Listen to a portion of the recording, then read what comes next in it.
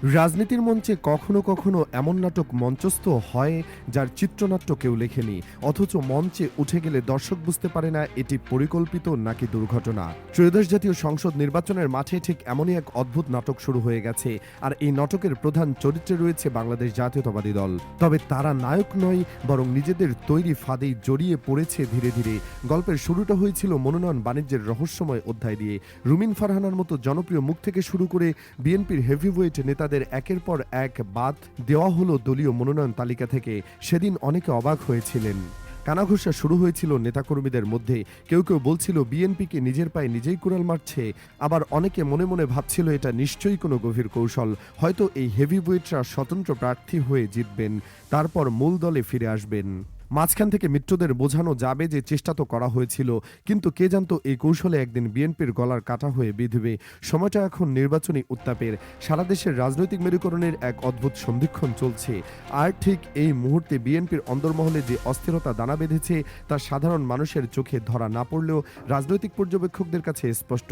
দলটির দীর্ঘ প্রতীক্ষিত নির্বাচনী যাত্রায় বাধা হয়ে দাঁড়িয়েছে তাদেরই একসময়ের বিশ্বস্ত সহচররা। বিএনপির বহিষ্কৃত এবং সাবেক নেতারা এখন স্বতন্ত্র প্রার্থী হয়ে মাঠে নেমেছেন।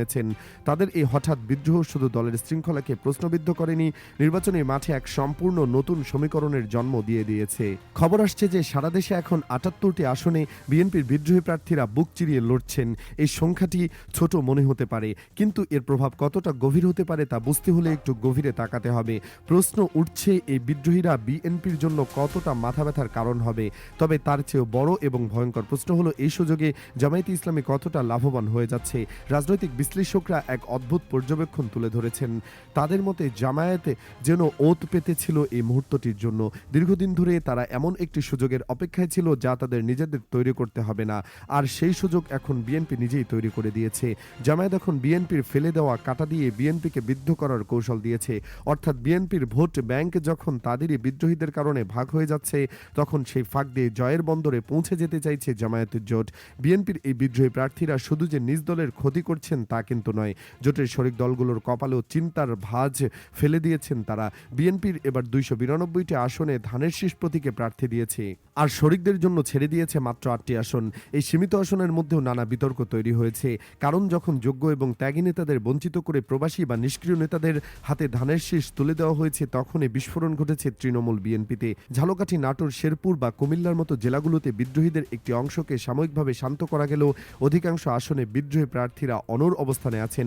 প্রার্থিতা প্রত্যাহারের সময়সীমা পার হয়ে যাওয়া, এখন ব্যালট পেপারে ৯৮ জন বিদ্রোহীর প্রার্থীর নাম এবং প্রতীক জ্বলজ্বল করছে। এর অর্থ কি দাঁড়াচ্ছে তা বুঝতে হবে। ভোটাররা যখন ভোট কেন্দ্রে যাবেন তখন ধানের শীষের পাশাপাশি একই মতাদর্শের আরও একাধিক বিকল্প প্রার্থীকে সামনে পাবেন। এই দ্বিধাবিভক্তি জামায়াত জোটের জন্য রাজপথের সবচেয়ে বড় আশীর্বাদ হয়ে দাঁড়িয়েছে।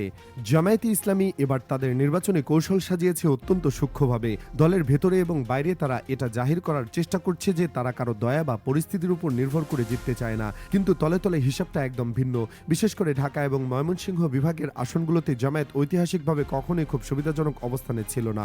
এই অঞ্চলের ৯৪টা আসনের মধ্যে মাত্র ৫ থেকে ৬টি তাদের বড় ধরনের জয়ের আশা ছিল, কিন্তু বিএনপির বিদ্রোহীদের ছড়াছড়ি জামায়াতের সেই আশার গুড়কে এখন কয়েকগুণ বাড়িয়ে দিয়েছে। এই দুই বিভাগের ৩৫ আসনে বিএনপির বিদ্রোহীরা নিজেদের জয় নিশ্চিত করতে না পারলেও ধানের শীষের অন্তত ১৫ থেকে ২০% ভোট কেটে নেবেন, এটা প্রায় নিশ্চিত।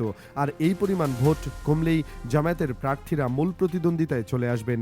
জামায়াতের নেতারা এটাকে গণতান্ত্রিক প্রতিযোগিতা বলে আখ্যা দিলেও মাঠ পর্যায়ে তাদের কর্মীদের মধ্যে এক ধরনের চাপা উল্লাস লক্ষ্য করা যাচ্ছে। তারা মনে করছেন বিএনপির ঘরের ঝগড়া তাদের জন্য কুদরতি সুযোগ বয়ে এনেছে। এখন প্রশ্ন হলো, বিএনপির অভ্যন্তরে এই বিদ্রোহের আগুন কেন নেভালো গেল না? এ নিয়ে দলের হাইকমান্ডের মধ্যে চরম অস্বস্তি কাজ করছে। তৃণমূলের অভিযোগ অনুযায়ী কেন্দ্র থেকে অনেক ক্ষেত্রে পকেট কমিটি এবং আশীর্বাদ পুষ্টের মনোনয়ন দেওয়া হয়েছে।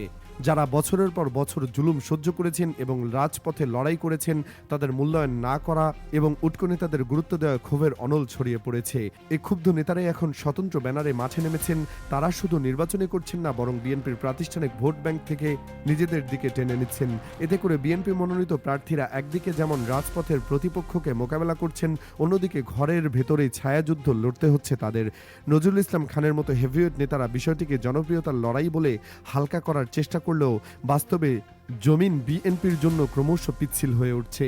জামায়াত ঠিক এই জায়গাতেই নিজেদের শক্তির সংহতি ঘটাচ্ছে।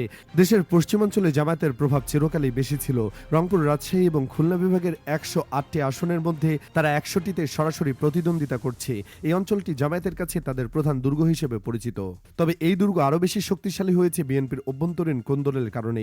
রংপুর বিভাগের ৩৩টি আসনের ৪টি এবং খুলনার ৩৬টি আসনের ১১টিতে বিএনপির বিদ্রোহী প্রার্থীরা এখন সক্রিয়।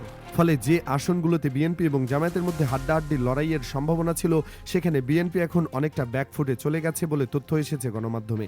ধানের শেষের ভোট বিদ্রোহী আর মূল প্রার্থীদের মধ্যে ভাগ হয়ে যাওয়ার অর্থ হলো জামায়াতের জয়ের পথ পরিষ্কার হয়ে যাওয়া। রাজবাড়ী বা বরিশালের মতো জায়গাগুলোতে জামায়াত এখন বড় ধরনের চমক দেওয়ার অপেক্ষায় রয়েছে। তাদের এই কৌশলী জয়ের স্বপ্ন বিএনপির বিদ্রোহীদের মাধ্যমে পূর্ণতা পেতে যাচ্ছে। ময়মনসিংহ বিভাগে জামায়াতের কোনো আসন জেতার রেকর্ড না থাকলেও এবার তারা খুব গুরুত্ব দিয়ে মাঠ সাজিয়েছে।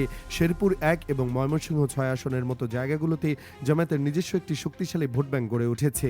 বিশেষ করে শেরপুর ১ আসনে বিএনপির বিদ্রোহী প্রার্থীর সরব উপস্থিতি জামায়াত প্রার্থী রাশেদুল ইসলামকে বাড়তি মাইলেজ দিচ্ছে। সেখানে বিএনপির মূল প্রার্থী ডাক্তার সানসিলা জেবরিন প্রিয়াঙ্কার জন্য এখন লড়াইটা অস্তিত্ব রক্ষার, কারণ তার নিজ দলেরই সাবেক নেতারা এখন তার প্রধান শত্রু হয়ে দাঁড়িয়েছেন।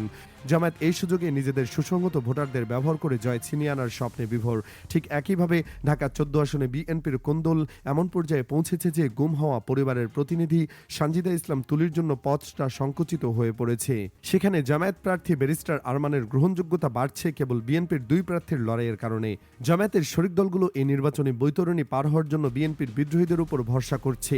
এনসিপি, বাংলাদেশ খেলাফত মজলিস এবং এবি পার্টির প্রার্থীরা যেখানে লড়ছেন, সেখানেও বিএনপির বিদ্রোহীরা ত্রাতা হিসাবে আবির্ভূত হয়েছেন।